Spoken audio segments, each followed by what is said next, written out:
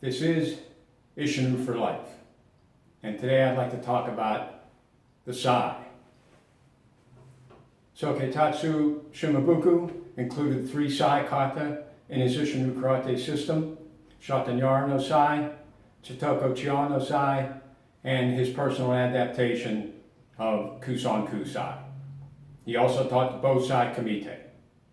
Today I'm going to execute Chatan Yara No Sai. I'll do it several times and try to point out some key points along the way. Now, there are many versions of Chatan Yara No Sai. It's a very popular kata on Okinawa. I believe that Tatsuo Shimabuku, Chatan Yara, reflects his preferences about Isshinryu Karate. Now, the practice of the Sai keeps us connected to the traditions of Okinawan Kobudo, and it also enhances our empty hand practice. I'm sure you've all heard the expression, a weapon is an extension of the hand, and that readily applies to the Sai. So before I get into the kata, let me just mention about a couple basic Sai positions. Okay? The first is a closed position. Okay? I insert the web of my hand into the space made by the tines, clasp my fingers around that guard and thumb, and allow the shaft to run the length of my forearm. My forefinger extends down the grip. I want to keep some pressure here caused by my wrist and forefinger to maintain this shaft firmly along my forearm. And I don't want this to be dangling loose while I'm executing the techniques. The other position is an extended position. I take a normal kind of baseball grip and I place my thumb at the center. This gives me control of the Sai. When it's in an extended position, I don't want the thumb to drift into the space created by the tines here. Let that guard, this suba, protect your hand.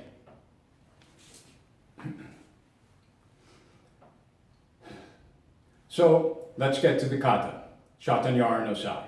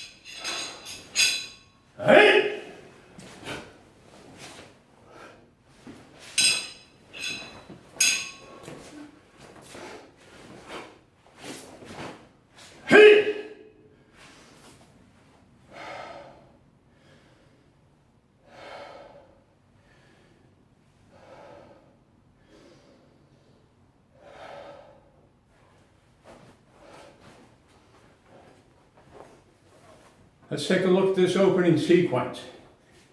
It contains numerous techniques that are common throughout the Sai practice, and also one unique technique.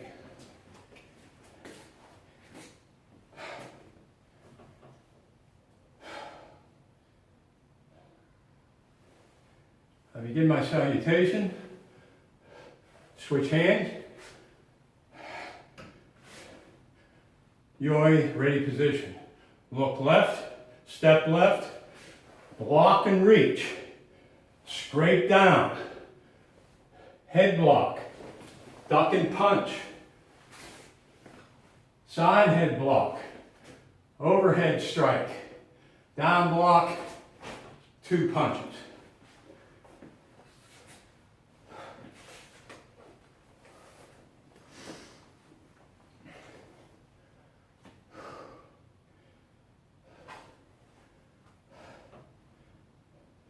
Ready position, step, block and reach.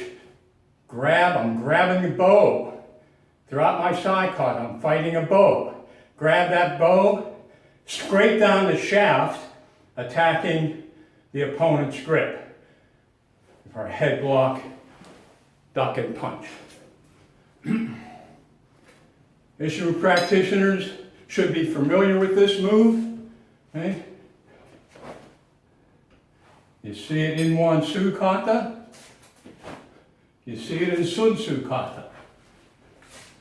Now you see it in Chatan Yara. Same move, different applications.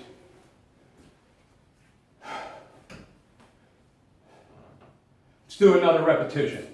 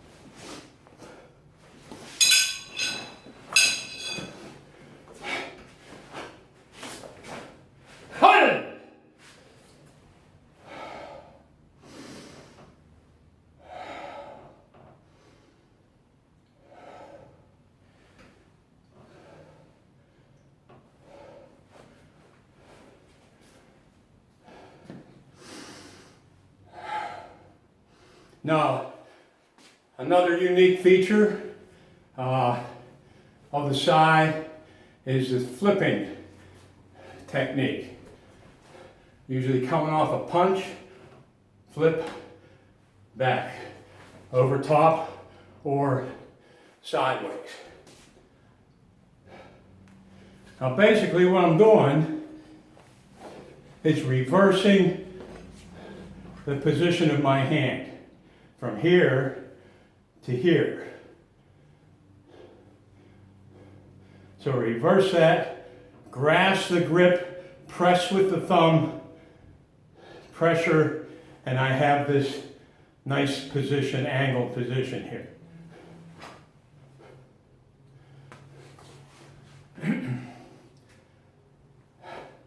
Now notice that I don't break my wrist over. Okay? Keep this wrist here. This represents the Isshinryu punch. Here I do that flip, take that sai out, make the fist, and you have that good two-knuckled Isshinryu fist. Now this technique is done off of a punch, okay? And it's kind of a surprise move, so I want to minimize arm movement here and come over the top or to the side. Now when I'm doing that, remember I'm fighting an opponent with a bow, so I'm attacking his grip, okay? The side, steel, hard, dense, okay? The bones of the hand are no match for this steel strike here. Okay, so I can attack the fingers, the wrist, the forearm, the collarbone, the knee, the shin, the elbow. I don't need to stab, I don't need to penetrate. If I can strike these bones with this, I can eliminate a fight. Also, off of my punch, I gain about 15 inches. So I get some distance out of this as well. It's a surprise move. I need surprise. Surprise is part of karate. I need advantages, so I'm trying to utilize that. Now, since it comes off a punch, let's take a look at that punch for a minute. Now, for Isshinryu practitioners, by the time you reach the sai, which is generally taught at a brown belt or black belt level, you know how to punch, you know how to stand, you know your centering, you know posturing, you know breathing. So it's a matter of adapting the sai to the technique that you already practice. So the punch, the vertical fist punch is perfectly suited for the sai. It applies perfectly. Vertical fist. Here, if I remove that sai, make my fist again, there's that good vertical two-knuckle punch. And I also should mention, lastly, retract. Sometimes we're so focused on the attacking hand of the sai that we neglect our retraction. So make sure you incorporate that. Let's do another repetition.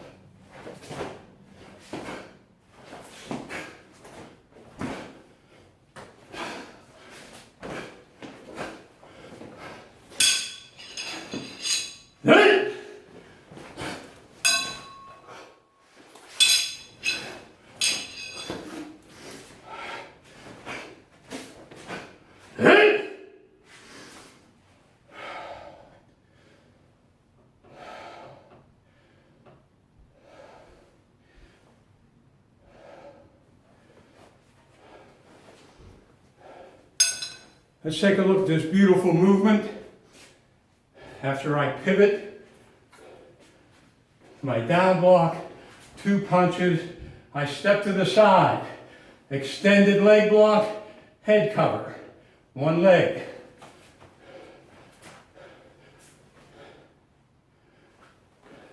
Block, 2 punches.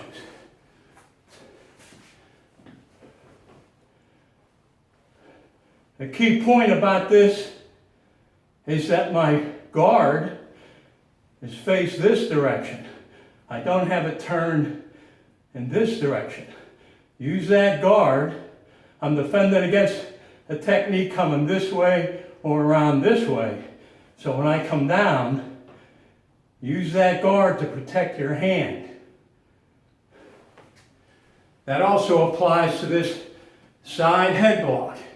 Technique is coming here or around this way. It's a big movement, and I have my guard this way, not this way. Let the guard protect your hand, capture that technique in your foil. This also gives you some torque, and I talked about torque in some of my previous videos. Adds to the focus of the technique.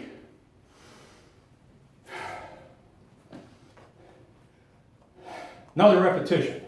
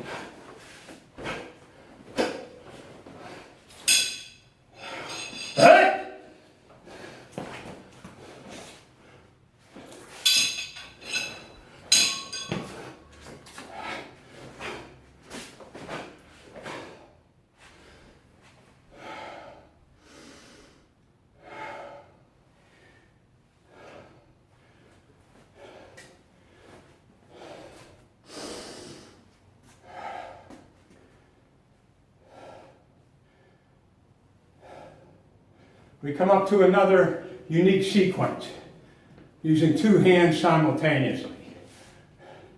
Guard, kamae, seisan, double block, retract, retreat, stepping forward, double punch, stepping back, 2 hand X block, stepping in, 2 hand head strike. So I'm using 2 hands simultaneously throughout this combination. And several kata employ that. It gives the kata balance and symmetry, and you allow the right hand to teach the left hand what to do.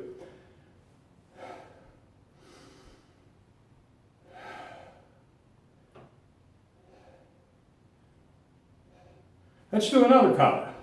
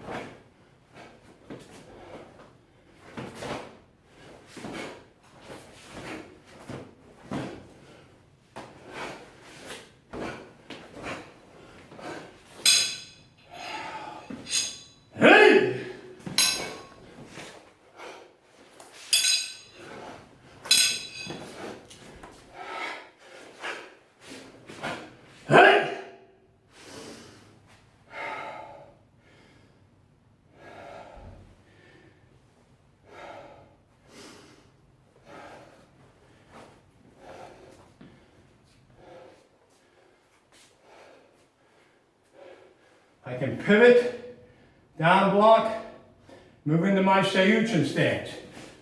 Double rib strike.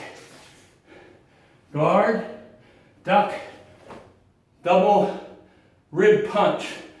Hand strike. Duck, come up, outside block, duck back. Again, two hands working simultaneously.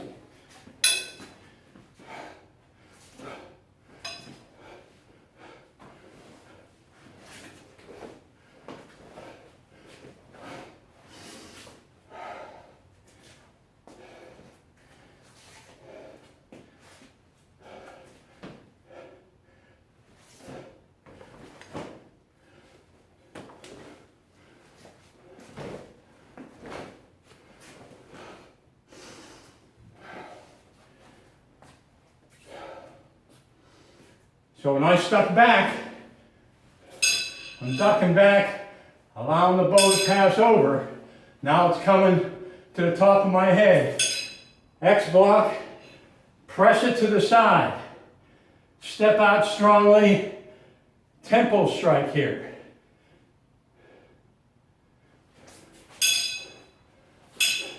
X block, press it to the side, step out, tempo strike. Now this next combination is a big distraction. Flip the side, raise the leg, nice, ki, step forward, behind, throw.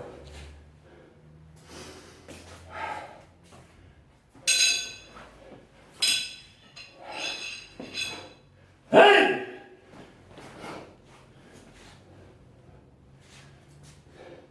Now this throw, it's a big movement. Okay, use a lot of arm. The size got weight, so I want to use a lot of arm with this throw. The way I was taught, the way I learned, was that this throw was directed to the foot of my opponent. And I accept that, I practice that. But occasionally, after decades of practice, I allow myself a little bit of latitude. So you have to be very proficient to nail this side into a foot. But you have a big body in front of you here. Okay? You can throw the side at the body. This being a steel side with many points, no matter where it hits you, it's going to hurt. It's going to create a distraction. Okay? So it will buy me a moment to pull out that other side and collect myself. So big movement, big throw. Keep in mind the tradition says foot. But think about the body. When I throw the side, my effective range is about 8 feet. So that's what I think when I'm throwing this side. Let's do one more and then we'll finish up.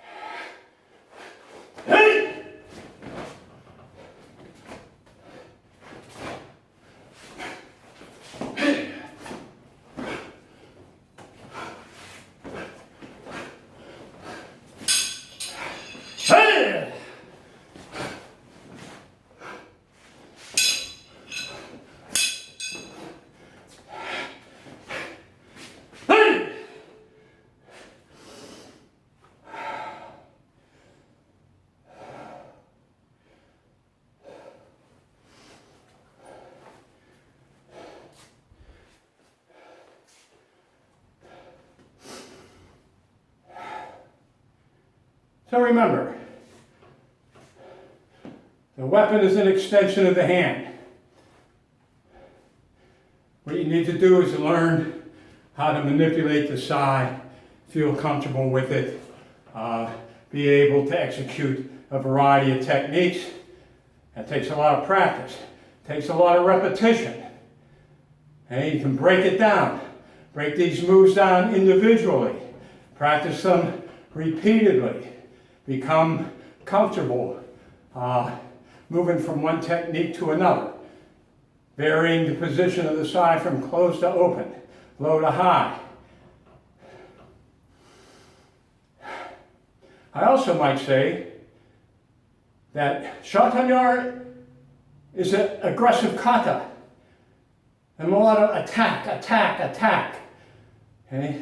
There's not much waiting to be attacked. I'm on the attack.